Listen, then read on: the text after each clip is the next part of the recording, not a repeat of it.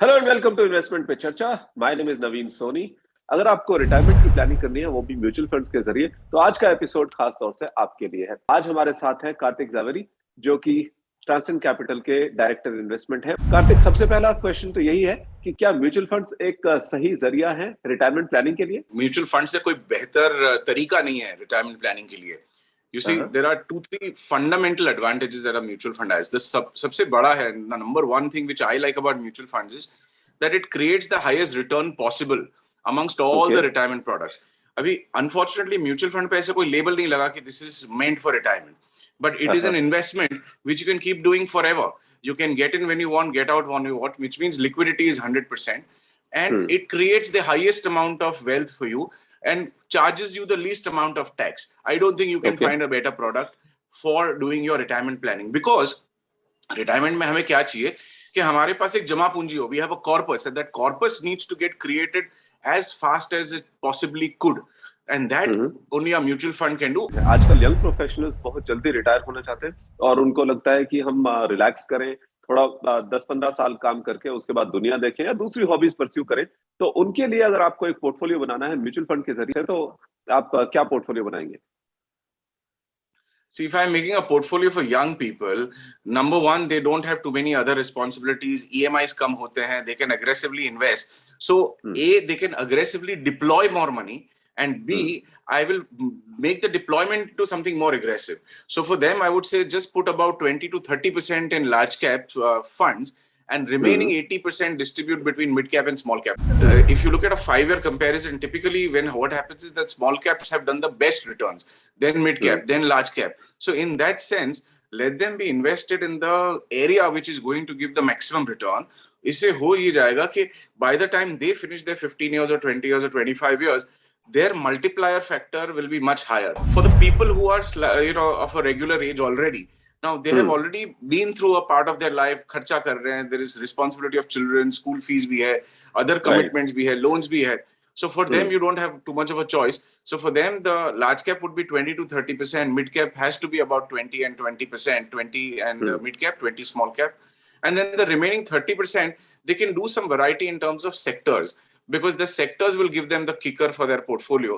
So that portfolio okay. can be a little different for these people, because they'll need a little more variety, because they also have to read the goalpost in the same 15 or 20 years time. But at the same correct. time, they're starting a little bit late. The portfolio hmm. also needs to have a little more stability from a general mental point of view, because they are already at a senior age. Okay. यहाँ पर एक बात आती है कि हम अक्सर अपने इस शो में या फिर दूसरी जगह पर भी कहते सुनते हैं कि आपको अपने पोर्टफोलियो की रीबैलेंसिंग भी करते रहना चाहिए, थोड़ा डेट का पोर्शन भी होना चाहिए। तो आप कहेंगे कि इसमें जरूरत नहीं है उस सब की, एक आप एसआईपी स्टार्ट कर दीजिए और अपने रिटायरमेंट के गोल के साथ लगातार इन्वेस्ट करते चलते रहिए। Yes, so that's a feeling.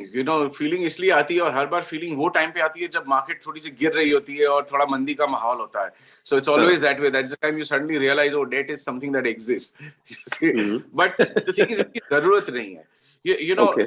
It is absolutely not required. If you are a systematic, disciplined, and a consistent investor, and if you hmm. have been investing regularly for years and years together, हम्म। लगातार आप 20 साल तक अपना SIP चला रहे हैं या 15 साल, ऐसे बहुत कम लोग होते हैं.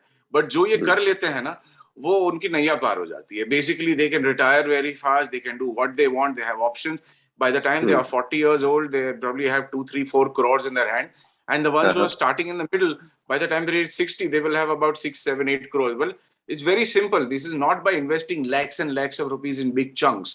This is hmm. just people who very simply can do 30,000, 40,000, 50,000, 1 lakh, 2 lakh SIPs and small amounts. They can also hmm. make a big corpus.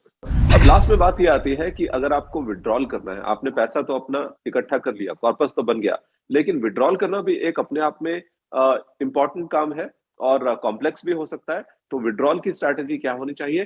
पैसा ग्रो भी करता रहे और आपके खर्चे भी चलाता रहे। सो इसमें भी म्यूचुअल फंड कंपनी ने एक बहुत ही बढ़िया विकल्प दिया है आपको.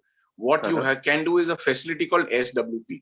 Systematic withdrawal plan. जिस तरह से आप सिस्टमैटिक इन्वेस्टमेंट प्लान करते हैं, एसआईपी में आप इन्वेस्ट कर रहे हैं, हम्म। SWP में आप म्यूचुअल फंड को ये बता रहे हैं कि हर महीने मुझे इतना पैसा आप रिडीम करके दो, यानी कि इतना यूनिट्स मुझे रिडीम करके दो. So then hmm. The money will come to your account like a regular monthly income kind of a thing, you C.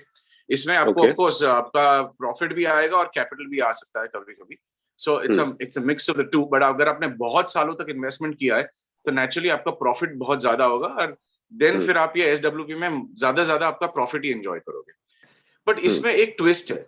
C in my opinion, मैंने जितना भी कैलकुलेशन लगाया है इतने सालों में, एसडब्ल्यूपी करते हुए अगर आपके पास जो कॉर्पस है, मान के चलिए कि आपके पास 1 करोड़ का कॉर्पस है, you do not do a SWP of more than 6% withdrawal of the year.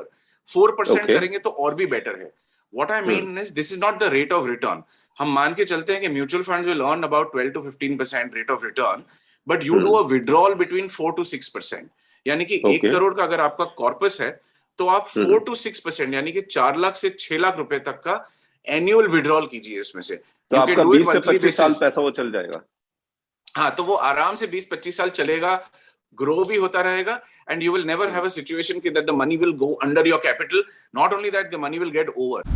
चलिए, हम भी यही उम्मीद करते हैं कि आपकी जो रिटायरमेंट है वो हैप्पी होगी और रिटायरमेंट के बाद की जो लाइफ है वो भी हैप्पी होगी. Thank you so much Kartik for joining us today and talking about retirement through mutual funds.